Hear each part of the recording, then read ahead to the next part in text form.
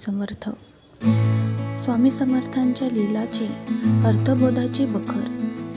श्रोते हो, नमस्कार. तुम्हा सगळ्यांचं स्वागत आहे. चॅनलवर नवीन असाल तर चॅनलला कृपया सबस्क्राईब करा. नारायण परशुराम सोलापूरकर हे व्यवसायाने वकील होते. श्री स्वामी समर्थ त्यास गणपती म्हणून हाका मारीत. श्री स्वामी समर्थ चरणी त्यांची निष्ठा होती. त्यांना मूळ व्याधीचा आजार झाला. पुष्कळ वैद्य डॉक्टर झाले, पण गुण येईना. एकदा नाईलाजास्तव त्यांनी डॉक्टरांकडून मूळ व्याधीचे मोड कापले. त्यामुळे रक्तस्राव होऊ लागला. या दुखण्याने ते पूर्वीपेक्षाही अधिक बेजार झाले. दिवसेंदिवस त्यास जास्त अशक्तपणा येऊ लागला. घरातल्या घरातही त्यांना फिरवेना. तेव्हा त्यांनी ही सर्व हकीकत अक्कलकोटात असलेल्या मोरोपंत सेवेकऱ्यास लिहून कळवली. त्यास श्री स्वामी समर्थ महाराजांस त्यावर औषध विचारावे असेही लिहिले. त्याप्रमाणे मोरोपंतांनी श्री स्वामीस विचारले असता गोमूत्र घ्यावे म्हणजे व्याधी जाईल असे सांगितले. त्याप्रमाणे नारायणरावांनी उपचार करताच ते निखलास बरे झाले. याचा मतितार्थ भावार्थ असा आहे. या लीलाकथेतील नारायण सोलापूरकर हे तुमच्या आमच्यासारखे सामान्य जीव आहेत. व्यवसायाने ते वकील आहेत.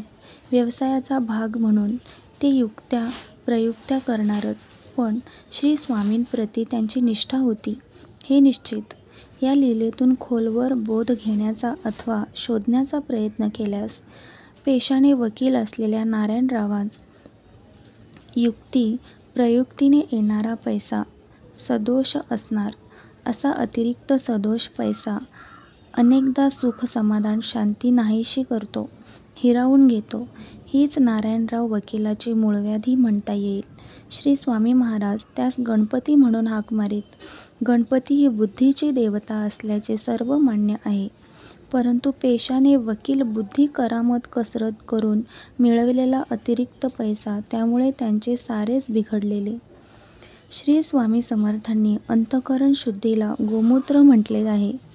शरीरातील टाकाऊ विषारी द्रव्य जशी मूत्ररूपाने बाहेर टाकले जातात, तसेच आपल्या इंद्रियांना पडलेले कुवळण निर्माण झालेले दोषही प्रयत्नपूर्वक काढून टाकावयाचे असतात. या प्रक्रियेला गोमूत्र म्हणावयाचे असा गूढ अर्थ येथे आहे. म्हणून श्री स्वामी समर्थांनी मूळ व्याधीवर अर्थपूर्ण आणि बोधप्रद असा उपाय येथे सांगितला आहे. गोमूत्र घ्यावे म्हणजे व्याधी जाईल.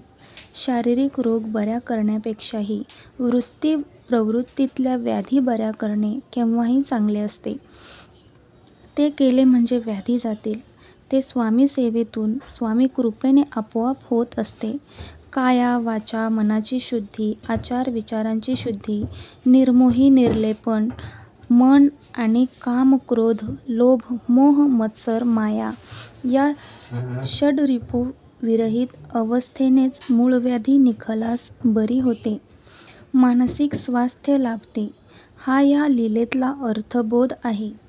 तर तुम्हाला श्री स्वामी समर्थांची बखर लीला कशी वाटली आवर्जून कळवा. श्री स्वामी समर्थ.